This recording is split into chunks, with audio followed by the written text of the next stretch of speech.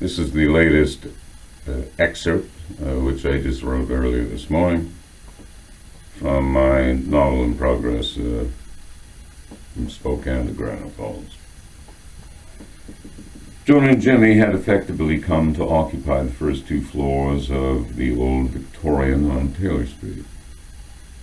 Trevor and Jolene had become emboldened and ran up and down the stairs between the two floors at will. On Sunday morning, they had been particularly active and ran up the stairs to the third-floor hallway, where they chased one another past the doorway to the third-floor apartment in which Deborah Lang resided.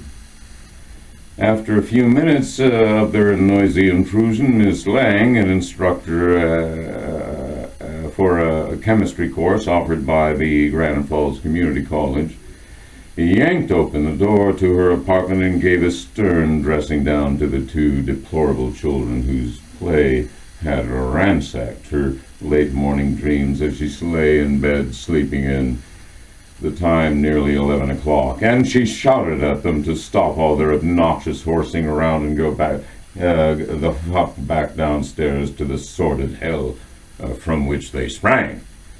Deborah Lang was an unusual person in the sense that she was a devout Christian.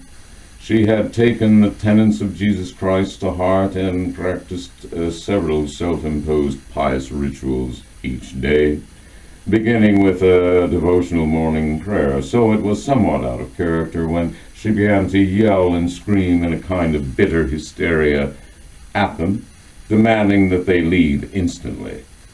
Of course, this did not go unnoticed by Jimmy, who had been presently involved in painting a still-life composition he had already decided to entitle Still Life, an ironic double entendre over which he took some satisfaction and even relished on occasion when he thought about the painting itself, composed of a bowl of fruit, a cup, and a tea kettle set in the middle of his bare wooden kitchen table. He had only been semi-conscious of the hullabaloo Joan's two children invariably created, but Miss Lang's repeated shouting imprecations caught his attention. Disgruntled, having been interrupted from his work, Jimmy trotted up the stairs to the third floor to find the children transfixed in terror by shrieking Harriet and none other than Miss Lang, who stood in the open doorway to her apartment, wearing a light lavender bathrobe, her hair disheveled, her bland face devoid of makeup. "I'm telling you two ghastly hellions to go back downstairs. I don't even want to hear or even see you again." "I'm sorry," Jimmy said to the woman.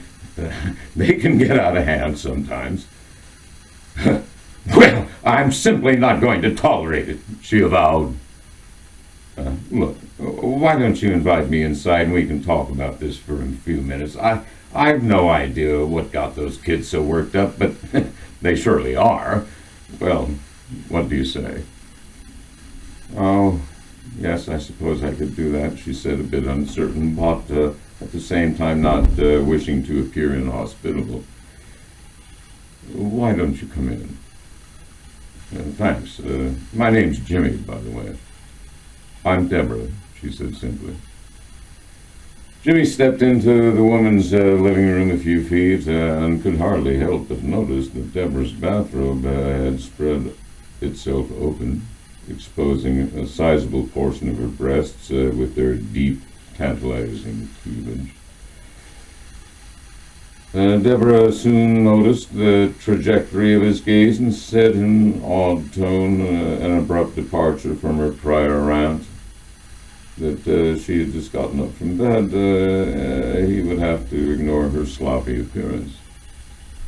The word sloppy, Jim said, "I'm a painter, Deborah, no worries." "Oh, I'll make some tea." She bustled about in the kitchen, opening and then closing a cupboard door. Jimmy stepped into the kitchen to see her. Then he stepped up to her. He looked at her with a hungering, undeviating gaze. Her long dark hair, her breasts half exposed, He took her shoulders and kissed her on the mouth. Utterly taken by surprise, Deborah tried to fight him off for a moment, but soon fell into a fit of passion and responded to Jimmy in kind. Soon they gravitated toward her unmade bed and flopped down onto it. Jimmy tugged her bathrobe aside, her breast now completely exposed, their thick nipples erect, and he began to suck on first one, then the other. In turn, she pulled his nearest hand down to her crotch and pressed it there in a circular exhortation. This thrilled Jimmy all the more, and he yanked his belt loose, lowered his pants, and slowly stuck his erection into her pussy. When, at its last step, he plunged it in altogether. Deborah gave out a yelp of pleasure and began to writhe her hips in a continual rhythmic way. Jimmy soon responded to her passion by releasing an astonishing flood of semen into her vagina. Members of the Me Too movement might have a problem with that passage, but it's fiction, so don't worry about it. At least not too much. Good day.